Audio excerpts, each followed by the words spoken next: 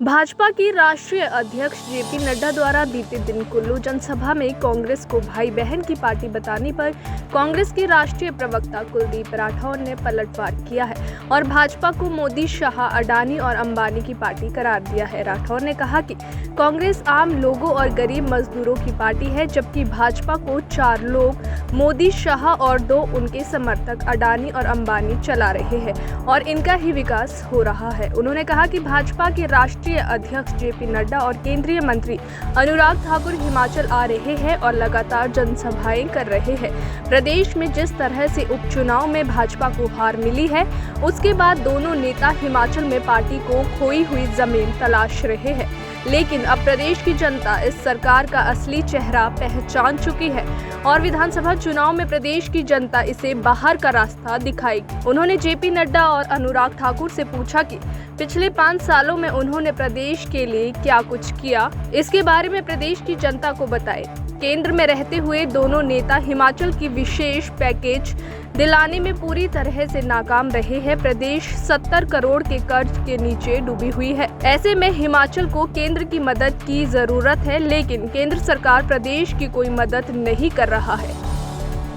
देखिए, भारतीय जनता पार्टी के जो राष्ट्रीय अध्यक्ष हैं जेपी नड्डा जी और अनुराग ठाकुर जो मंत्री हैं, हिमाचल के रहने वाले हैं, मैं उनकी बेचैनी को समझ सकता हूँ, क्योंकि चुनाव नज़दीक आ रहे हैं और जिस तरह से हिमाचल प्रदेश में कांग्रेस पार्टी ने 4-0 से भारतीय जनता पार्टी को जो है चुनाव में हराया, अब वो अपनी खोई हुई जो ज़मीन है उसे तलाश रहे। और ये कहना कि कांग्रेस पार्टी भाई बहन की पार्टी है, मैं इस बयान का विरोध करता हूँ। कांग्रेस पार्टी आम जन की पार्टी है, गरीब लोगों की पार्टी है, मजदूरों की पार्टी है, समाज का जो निम्न वर्ग है उसकी पार्टी है। और जबकि भारतीय जनता पार्टी तो केवल 4 लोगों की पार्टी बन के रह गई है। 2 मोदी साहब और अमित शाह, 2 उनके समर्थक अडानी और अंबानी, या बड़े बड़े जो पूंजीपति है आज वो भारतीय जनता पार्टी के साथ है। इस तरह के आरोप लगाकर भारतीय जनता पार्टी के नेता लोगों का ध्यान भटकाने का प्रयास करें।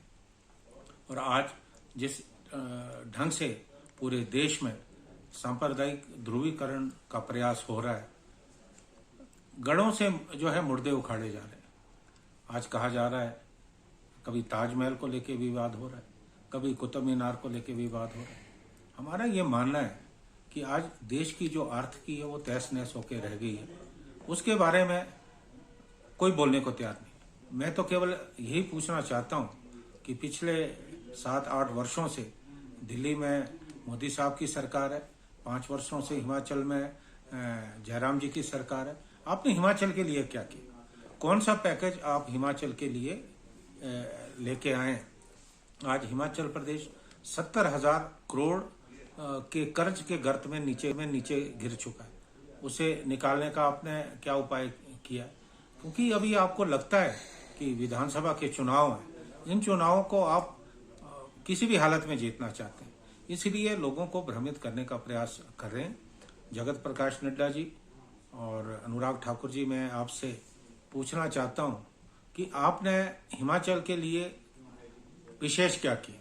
अगर किया तो बताएं, हमें भी तसल्ली होगी। खाली बयानबाजी करके लोगों को भ्रमित करने का जो आप प्रयास करें वो ठीक नहीं है। हमें इनकार नहीं है, उन्होंने लोगों की तकदीर बदली है।